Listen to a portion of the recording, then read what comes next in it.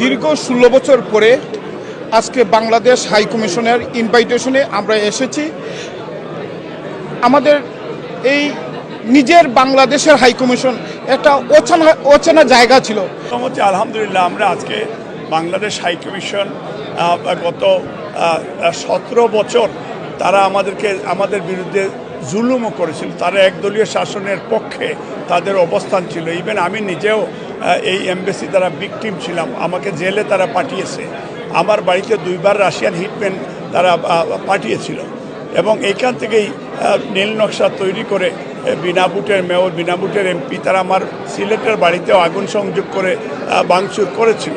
কিন্তু 16 বছর পরে আবার আমাদেরকে এই বর্তমান এই বাংলাদেশ হাই কমিশন, কারণ আমরা এটা বিশ্বাস করতাম বাংলাদেশের প্রথম প্রেসিডেন্ট, স্বাধীনতার ঘোষক শহীদ রাষ্ট্রপতি জিয়াউর রহমান, ওনার ঘোষণার মাধ্যমে এই দেশের পতাকা যুদ্ধের মাধ্যমে আমরা পেয়েছি।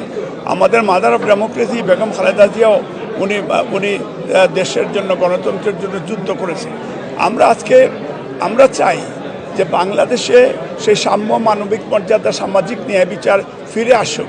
আজকে আমরা এখানে যেহেতু আমাদের দল ডক্টর ইউনূস সাহেবকে সহযোগিতা করছে এবং দেশেও আমাদের মহাসচিবও বিভিন্ন অংশগ্রহণ করছেন, এখানেও আমাদের হাই কমিশনার, আমাদের ভারপ্রাপ্ত চেয়ারম্যান সাহেব, আমাদের দেশনেত্রী বেগম খালেদা জিয়া, ডক্টর জাহিদ আমাকে এবং আমাদের দলকে ওনারা সরাসরি আমন্ত্রণ জানিয়েছেন। আমরা এটা স্বাগত হিসাবে তারা আমাদেরকে অংশগ্রহণ করার জন্য স্বাগত জানিয়েছেন। দীর্ঘ 16 বছর পরে আজকে বাংলাদেশ হাই কমিশনের ইনভাইটেশনে আমরা এসেছি। আমাদের এই নিজের বাংলাদেশের হাই কমিশন একটা অচেনা জায়গা ছিল। যেভাবে বাংলাদেশ একটি মাফিয়ার দখলে ছিল, একইভাবে প্রবাসেও আওয়ামী বাকশালীদের দখলে বাংলাদেশ হাই কমিশন ছিল। হাই কমিশন এইরকম একটি অনুষ্ঠানেও প্রবাসী যারা আমরা বিভিন্ন বাংলাদেশের যে রাজনৈতিক দল কাউকে দাওয়াত দেওয়ার অধিকার রাখতো না, তারা জোর করে এটা ধরে রাখতো। দীর্ঘদিন পরে বাংলাদেশে মাফিয়া পতনের কারণে 17 বছর বাংলাদেশের জাতীয়তাবাদী দলের ভারপ্রাপ্ত চেয়ারম্যান দেশনায়ক তারেক রহমান আন্দোলন সংগ্রামের মাধ্যমে জুলাই আগস্টের এই আন্দোলনের মাধ্যমে এই ফ্যাসিস্টের পতন হয়েছে।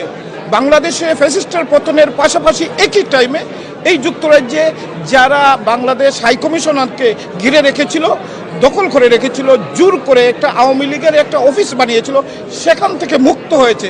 এটার প্রমাণ আজকে যারা বাংলাদেশের এই প্রবাসী বাংলাদেশিরা দাওয়াত পেয়েছে, ইনভাইট পেয়েছে বাংলাদেশ হাই কমিশন, এটা আরেকটি বাংলাদেশ।